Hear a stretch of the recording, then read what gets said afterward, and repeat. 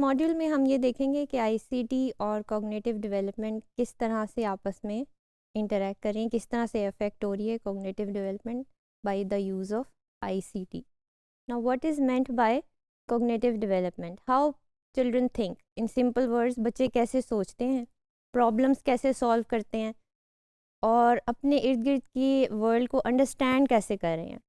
All of these processes are going on in their mind and it is part of the cognitive development process over the years from baby's birth to 8 years of age या up to 5 years of age. हम ये देखेंगे कि किस तरह से cognitive development advance हो रही है और उसमें ICT का यूज़, उसका रोल कहाँ कहाँ पर है. बिफोर मूविंग ऑन, हमें ये चीज़ जहन में रखनी है कि बेबीज़ और स्क्रीन्स के बारे में कुछ रिसर्च है जो भी बहुत कम स्केल पर हुई है. We don't have enough research on what is the exact effect of screen time on babies and early toddlers. लिहाजा because of the lack of research we should be careful about the use of those screens. और कई researches तो ऐसी आ भी गई हैं जिसमें screen time का डायरेक्ट रिलेशन बच्चे की आई साइट और इन सारी चीज़ों के साथ उन्होंने नेगेटिवली एसोसिएट किया हुआ है. So we should be careful by using the digital technologies in very early years.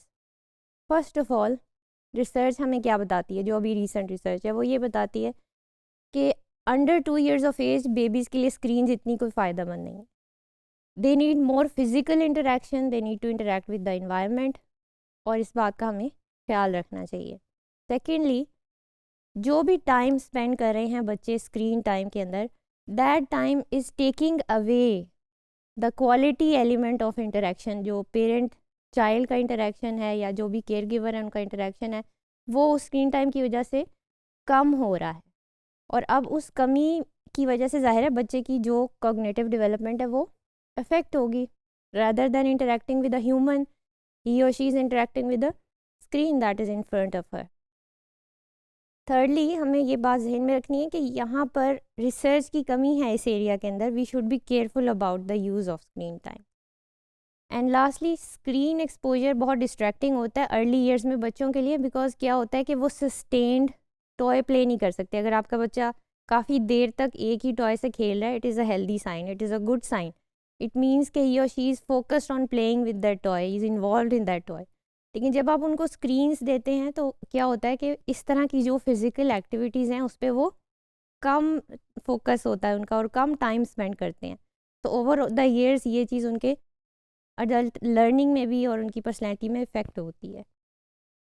हमने पहले बात की थी कि डेवलपमेंट थ्योरीज़ किस तरह से एवोल्यूशन की तरफ आई हैं और किस तरह से अब माइलस्टोन्स की अब बात होने लगी है. तो लिहाजा हम माइलस्टोन्स के रेफरेंस से ही कॉग्निटिव डेवलपमेंट को देखेंगे. द फर्स्ट माइलस्टोन जो कि जिसका पीरियड है फ्रॉम बर्थ टू 3 months. यहाँ पर आप ये देखें कि एक कलर की दी हुई है जिसमें रेड, ग्रीन और येलो कलर्स हैं. The points are highlighted. Red means के द स्क्रीन और the ICT digital devices they are not recommended at this point. Yellow means के you should have very very minimal use of technology और उसको avoid भी किया जा सकता है. जहाँ पर ग्रीन होगा, द ग्रीन एरिया मीन्स के यहाँ पर आईसीटी जो है वो actually it starts to help the child, it starts to help in the cognitive development of the child. For example, the first point is demonstrate anticipatory behaviors like rooting, sucking at the side of a जो भी आपने उसको feeder दिया हुआ है या bottle दी हुआ है.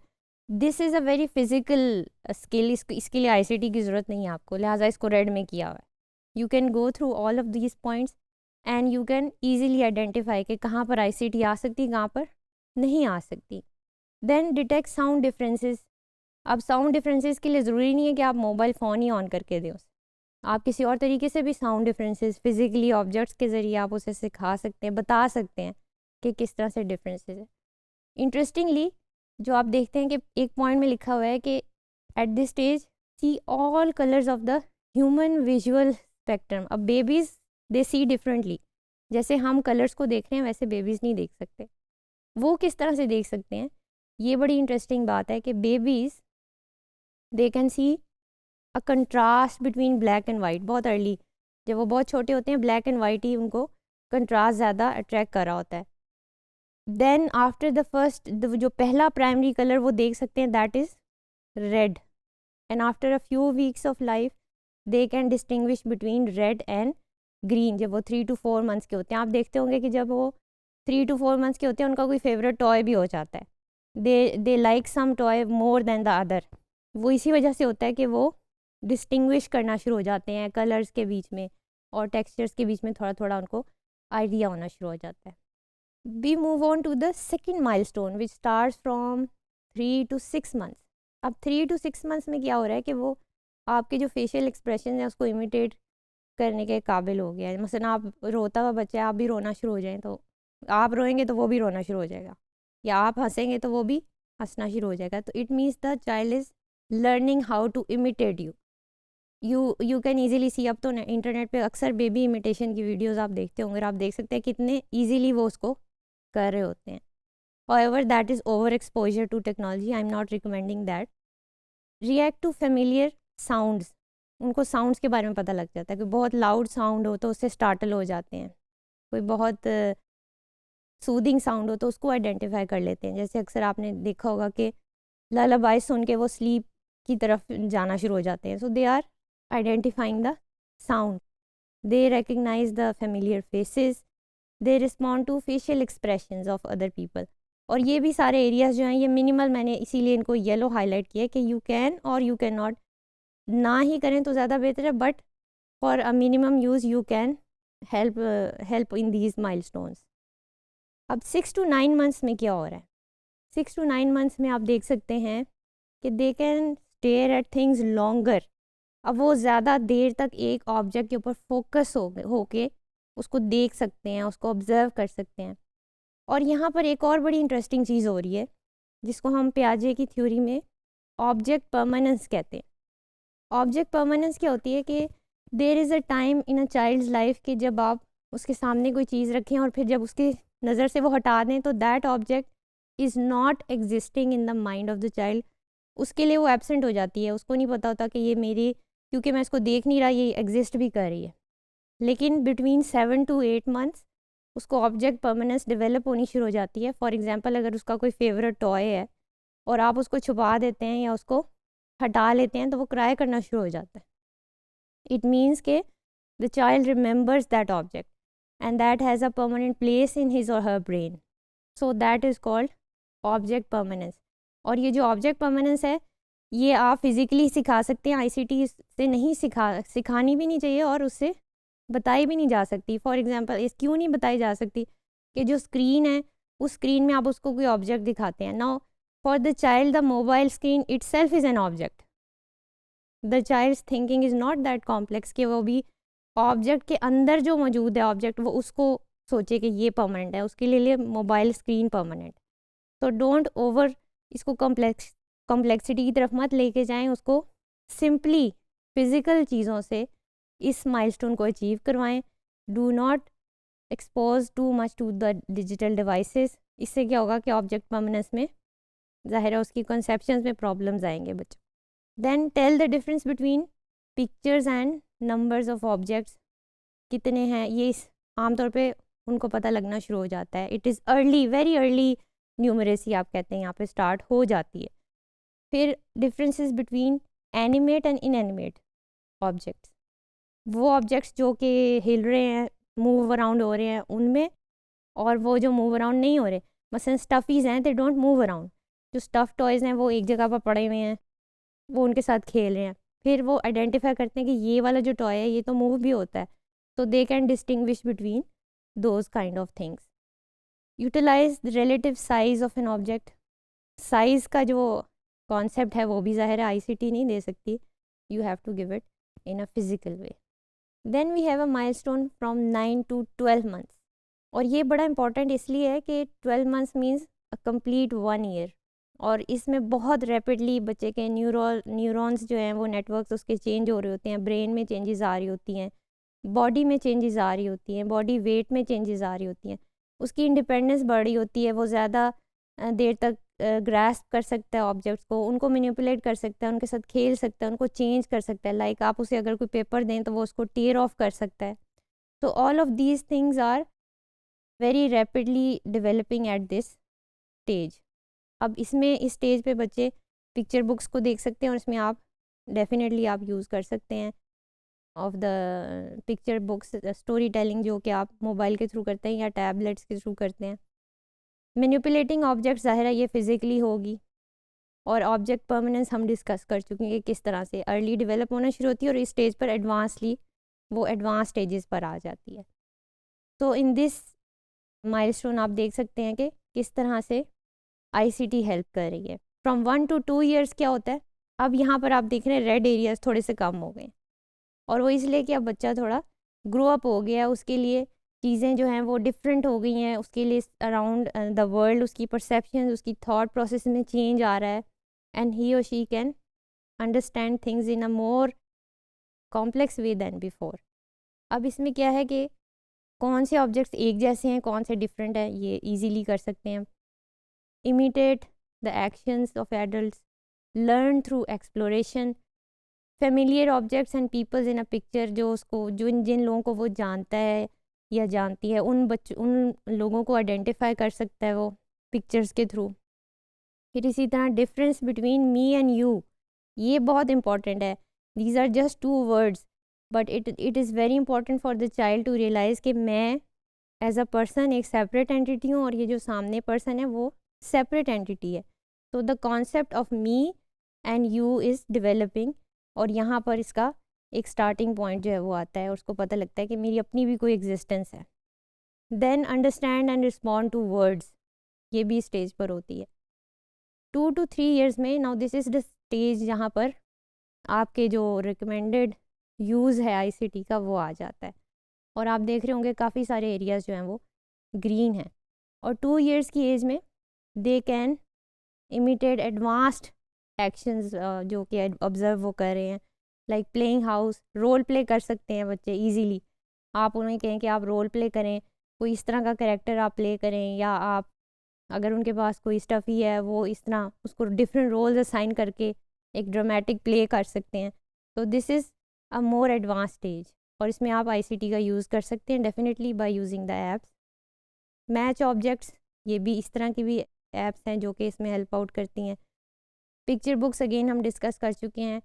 सिंपल डायरेक्शंस को फॉलो कर सकते हैं, अगर कोई पेरेंट या उनको कुछ कह रहा है कि ये इस तरह से होनी है, ये चीज़ ऐसे इंस्ट्रक्शंस की 1 2 3 4 ये हैं, उसको फॉलो करने की एबिलिटी जो है बच्चों में आ जाती है। Then they can sort objects by category, कि एनिमल्स कौन से हैं, प्लांट्स कौन से हैं इसमें, और डिफरेंट कैंडीज़ कौन सी हैं, they can easily segregate these things.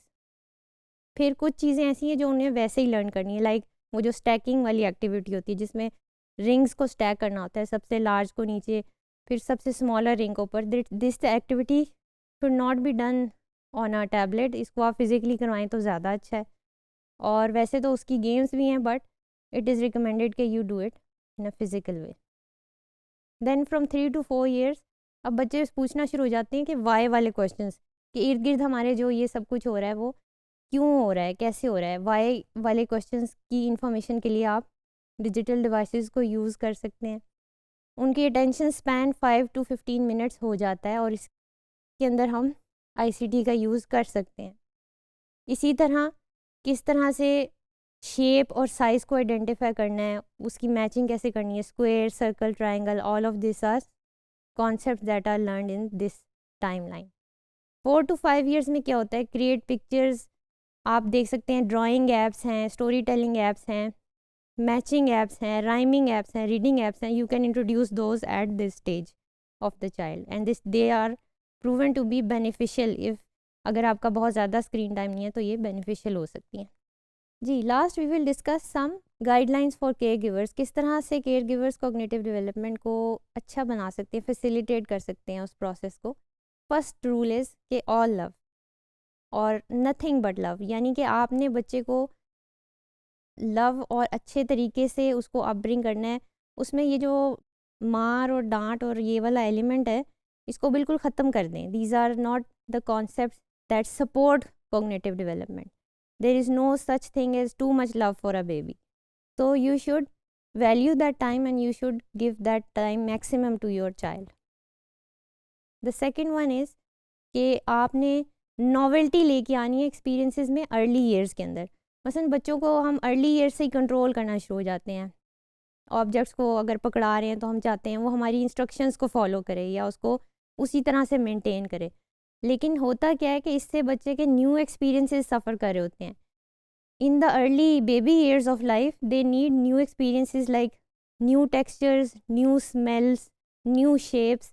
कोई भी चीज़ अगर न्यू होगी तो वो इनके एक्सपीरियंस को बहुत ज़्यादा ब्रॉडन करेगी, उसको इन्हांस करेगी। सो bring novelty. The third one is कि नॉट व्हाट बट हाउ, कि आपने बच्चों को ये नहीं देखना कि वो कैसे अचीव कर रहे हैं, बट किस तरीके से अचीव कर रहे हैं। आपने ये उसके ऊपर फोकस करना है, आपने उसके प्रोसेस पे फोकस करना है।